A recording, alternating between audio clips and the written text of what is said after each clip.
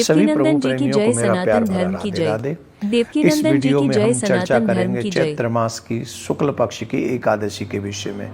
उसका नाम क्या है, कौन सी तारीख को रखना है। पारायण का समय बहुत कम है, इस बात को विशेष ध्यान से सुनना है। लेकिन एक बात मैं फिर कह दूं, किसी भी व्रत का फल तब तक पूरा नहीं मिलता जब तक उसकी कथा को पूर्णतः न सुना जाए।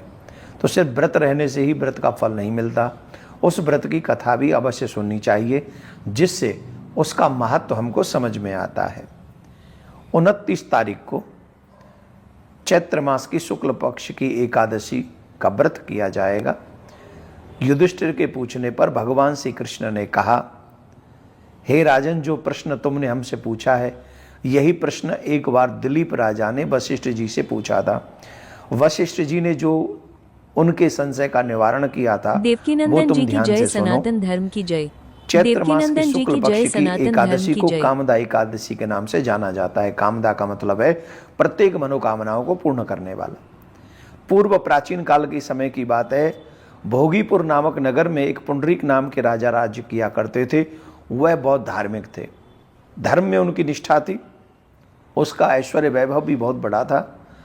उसी के राज्य में एक गंधर्व था जिसका नाम था ललित, और उसी की पत्नी थी जिसका नाम था ललिता। ललित बहुत सुंदर गायन किया करता था, बहुत ज़्यादा सुंदर गायन किया करता था, और इतना सुंदर गायन करता था कि सब लोग उसका गायन को सुनने के लिए आया करते थे। तो उस राजा के राज्य में एक बार ललित का गायन हो रहा था, लेकिन गायन करते करते ही उस ललित की अपनी पत्नी की तरफ ध्यान चला गया, ललिता की तरफ। और ललिता भी बहुत सुंदर थी और अपने पति से प्रेम करने वाली थी। तो जैसे ही गायन विद्या में उसको अपनी पत्नी का ध्यान गया तो वो थोड़ा सा असावधान हो गया एक तरीके से। उधर वहां बैठे हुए लोगों ने राजा को इशारा किया, बोले महाराज देख लो, गा यहां रहा है, ध्यान कहीं और का कर रहा है। तो राजा ने श्राप दे दिया कि तुमने विधि की नीति को तोड़ा है, इसलिए हम तुम्हें श्राप देते हैं। देखो, जो भी काम करो ना कंसंट्रेशन से करो। किसी भी काम को आधा अधूरा करोगे तो गड़बड़ हो जाएगी। वो हुआ, ललित को सांप लग गया कि जा तू पिशाच हो जा,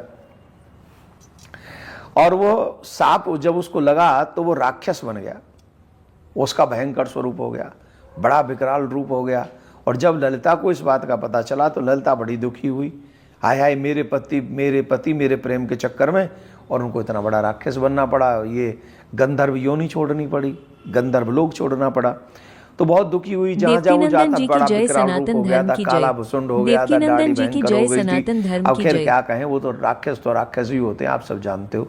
भटकता रहा जंगल जंगल, परेशान होता रहा। उसकी स्थिति को देखकर वह भी बड़ी दुखी होती थी।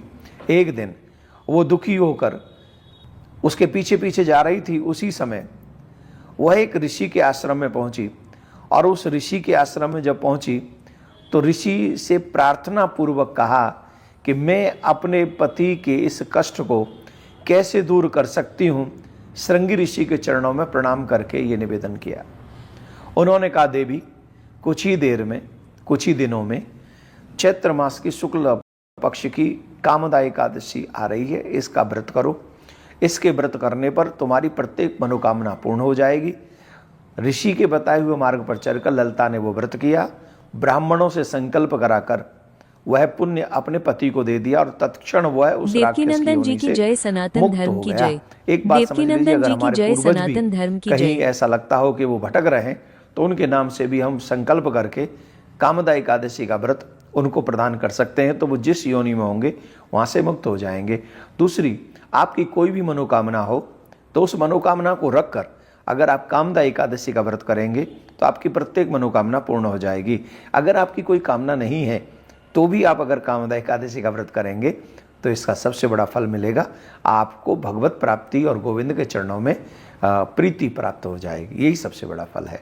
तो ये कामदा एकादशी का व्रत हम लोग 29 तारीख को करेंगे, और इसका जो पारायण है वह है 30 तारीख को करेंगे। लेकिन पारायण का समय जरूर सुन लें, बहुत कम समय है, इसी बीच में पारायण कर लें, नहीं तो त्रयोदशी प्रारंभ हो जाएगी। और वो पारायण का समय 6:17 से 7:09 तक, बहुत सीमित समय है। देवकीनंदन जी इसी की जय, समय के बीच सनातन धर्म की में जय। हमको पारायण करना चाहिए। देवकीनंदन जी जो की लोग जय, एकादशी का सनातन व्रत धर्म की करते हैं जय। उनके पाप नष्ट हो जाते हैं, बाल गोपाल प्रसन्न रहते हैं, हृदय शुद्ध होता है, परमात्मा के चरणों में मन लगता है। और इस संसार में ऐसी कोई वस्तु नहीं है जिसे एकादशी के व्रत के देवकीनंदन जी की करने के जय, बाद सनातन धर्म जी की प्राप्त जय, न किया जा सनातन धर्म सके। की जय। आप सबका कल्याण हो, प्रिया कांजू आपकी मनोकामना पूर्ण करें।